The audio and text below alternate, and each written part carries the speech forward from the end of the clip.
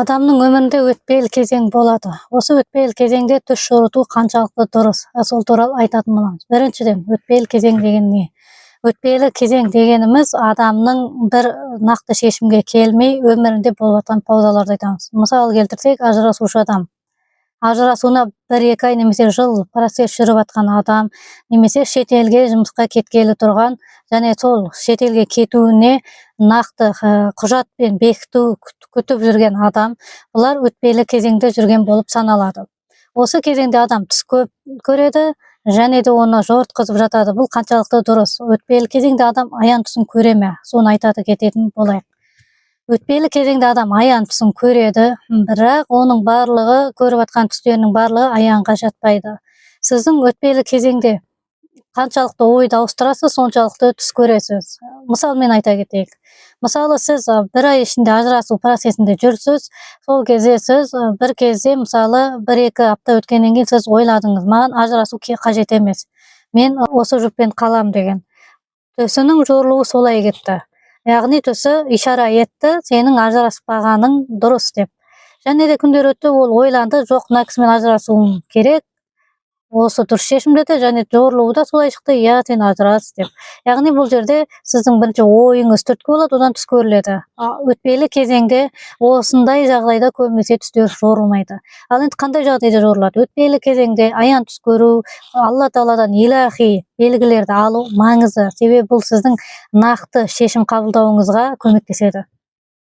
Енді бұндай жағдайда аян түстер көреміз, бұл жерде ажыратамыз. Өтпелі кезеңдегі түстердің барлығы сіздің өміріңіз болады.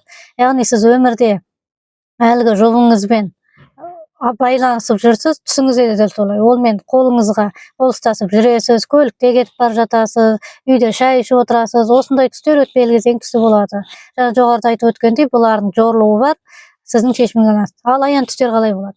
Өтпелі жағдайда аян түс сіздің өміріңізден тәуелсіз болады. Яғни бұл жерде бір көктен күннің нұры түсуі мүмкін, марқұм ата-анаңыз келуі мүмкін, бір молда адам сөйлеуі мүмкін, қазан төңкеріліп жатқан болуы мүмкін. Яғни сіздің өміріңізден тәуелсіз символдар сіздің аян түсіңіз болады.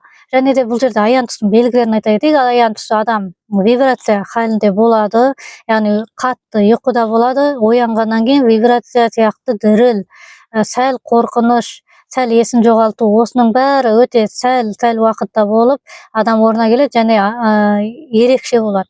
Яғни барлық түсі өтпелі кезеңде бірдей, сол өмірдегі адам түсіңізде. Ал аян түс бұдан ерекшеленетін болады. Сондай-ақ бізде шетелге кету мәселесі өтпелі кезеңге жатады. Біз бұл жерде 2 мысалды келтірдік. Адамның өмірінде өтпелі кезеңдер өте көп. Жаңа сапарда жүру деген сияқты. Енді бұл жерде өтпелі кезеңде бір назар аударатын нәрсе, адам баласы бұл кезде мысал түс пен қалау түсті жиі көретін болады. Қалау түс дегеніміз не? Мысалы, шетелге кеткен адам, кеткісі келіп жүрген адам, шетелде жүргенін, жақсы жұмыс жасап жүрген, ол жақта сіңісіп, тілді үйреніп алған көреді. Бұл қалау түс болады. Ал бұл өтпелі кезең болған себепті бұл жерде де жаңағы жоғарыда айтып өткендей аян түстердің өзіндік белгісі болады. Соған назар аударайық. Және бір айта кететін жайт, маған жаңағы 20 мен 25 жасар арасында жігіттер көп жазады. Бұлардың мәселесі қыз. Бұлдағы өтпелі кезеңге жатады. Яғни бір қыз ұнатты, отбасы құру мақсатында, ол қыз кейде иә дейді, кейде жоқ дейді, кейде жарайды дейді, кейде мақұл емес дейді. Осындай сөздер айтып жатады. Бұның барлығы ол адамнан жауап іздеп жатқанының белгісінен, өтпелі кезең. Бұндай жағдайда да түс көру өкінішке орай дұрыс емес. Бұл жерде де сіз ол қыздың қолынан жүресіз, немесе ол қыз ары қарап тұрады. Оның барлығы да мысал түс болса дағы сіздің санаңыздағы шешімдеріңізге қарап тұр. Бұл жағдайда да сіз сақ болыңыз. Түсте маған өте көп жортады жігіттер, 5-6-ы бар, бір қызбен сөйлесіп және маған жортып жүрген. Мен солардың назарын айтқым келеді. Сіздің түстеріңіздің барлығы сол қызға қатысты болса, бұны жортпай қойыңыз. Түсімде қызды қуалап келе жатырмын, екеуміз бір машинеде келе жатырмыз дейтін болсаңыз, жортпай қойыңыз.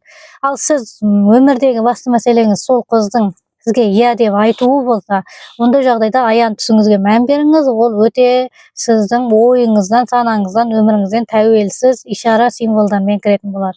Егер сізді бір түс қызықтырса, оны міндетті түрде жортыңыз.